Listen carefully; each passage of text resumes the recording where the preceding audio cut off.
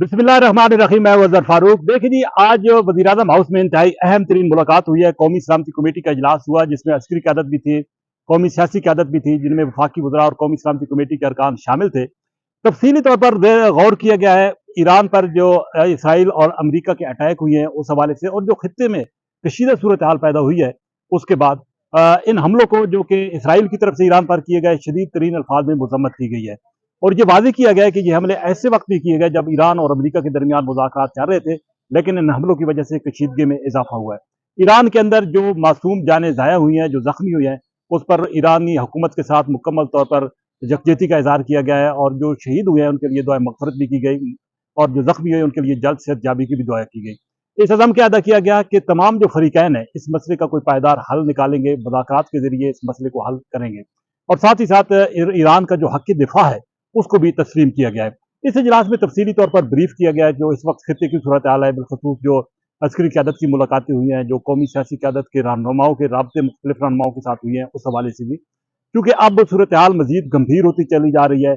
शाम में एक अमरीकी हवाई अड्डा है, वहां पर ईरान की तरफ से हमला हुआ है। वो हमला इंतहाई शदीद तरीन था, जिसका रद्द-ए-अमल भी सुनने में आ रहा है कि वो अब सामने आ रहा है। ईरान के अंदर भी इसराइल की तरफ से बड़े अटैक्स हुए हैं, वहां पर तकरीबन 950 के करीब शहादतें हो चुकी हैं, मुतअद्दिद लोग जख्मी भी हुए हैं।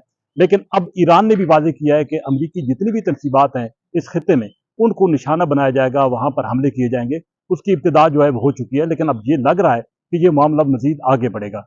ईरान के पास एक तो सलाहियत है कि वो अपनी जो मिसाइल टेक्नोलॉजी है उसको बुरकाल लाकर उसको इस्तेमाल करके दुश्मन का नुकसान कर सकता है। लेकिन दूसरी तरफ चूंकि इसराइल और अमरीका का मुकम्मल तौर पर गठजोड़ है, इसलिए अब ये कोशिश हो रही है कि इस मामले को फौरी तौर पर हल किया जा सके ताकि मजीद जानी नुकसान ना हो। लेकिन एक बात बिल्कुल वाज़ेह है कि पाकिस्तान ने ईरान के साथ खड़े होने का फैसला किया है, और इसराइली हमलों की शदीद तरीन मजम्मत भी की है। साथ ही साथ पाकिस्तान ये चाहता है कि सफारतकारी के जरिए इस मसले का हल निकाला जाए।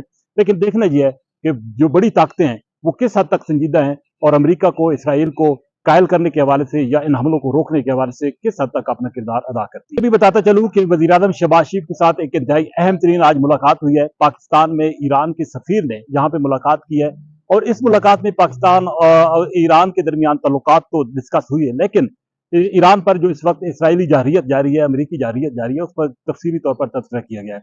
इस मुलाकात में भी वज़ीर-ए-आज़म शहबाज शरीफ ने अपनी ताज़ियत का इज़हार किया जो ईरान के अंदर जानी नुकसान हुआ है, और वज़ीर-ए-आज़म ने अपने पाकिस्तान के इस मौक़िफ़ को एक मरतबा फिर दोहराया है कि पाकिस्तान मुश्किल की इस घड़ी में ईरान के साथ खड़ा है। ईरान के सफ़ीर ने भी पाकिस्तानी क़यादत का, पाकिस्तानी अवाम का और पाकिस्तानी हुकूमत का ताउन करने पर शुक्रिया अदा किया है। दूसरी तरफ ईरान के वज़ीर ख़ारजा इस वक्त रूस के दौरे पर हैं। ये इंतहाई अहम तरीन दौरा है, उनकी सदर पुतिन के साथ मुलाकात हुई है। चाइना और रूस इस वक्त इंतहाई अहम किरदार अदा कर सकते हैं, उनकी इंतहाई अहम पोजीशन है, और पूरी दुनिया की नजरें अब इन दोनों ममालिक पर हैं।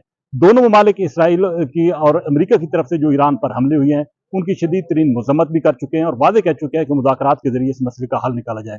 जो अब ये मुलाकात ईरानी वज़ीर ख़ारजा की पुतिन के साथ हुई है, उसमें भी इसी सूरत हाल पर तफसीली तौर पर तबादला ख्याल हुआ है, और इस बात का कभी इम्कान है कि रूस की तरफ से, चीन की तरफ से भरपूर मदद जो है वो ईरान की जाएगी। वो किस शक्ल में होती है और मुस्तकबिल में अब हालात क्या रुख इख्तियार करते हैं, ये अब देखना होगा। लेकिन एक बात बिल्कुल वाज़ेह है कि ईरान के जो दोस्त हैं वो ईरान के साथ खड़े हैं, और इसराइल के साथ सिर्फ वो अमरीका जो है वाज़ेह तौर पर खुलकर सामने है, उसकी मदद कर रहा है। बहरहाल मुस्तकबिल का नक्शा जो है वो जल्द सामने आने वाला है, लेकिन एक बात बिल्कुल तय है कि ईरान जो है वो अभी तक डटा हुआ है। जो उसके पास सलाहियत है, दिफाई सलाहियत, उसको बुरुकाल ला रहा है, और दुश्मन को पूरा नुकसान पहुंचाने की कोशिश कर रहा है। इसी के साथ इजाजत, अल्लाह हाफ़िज़।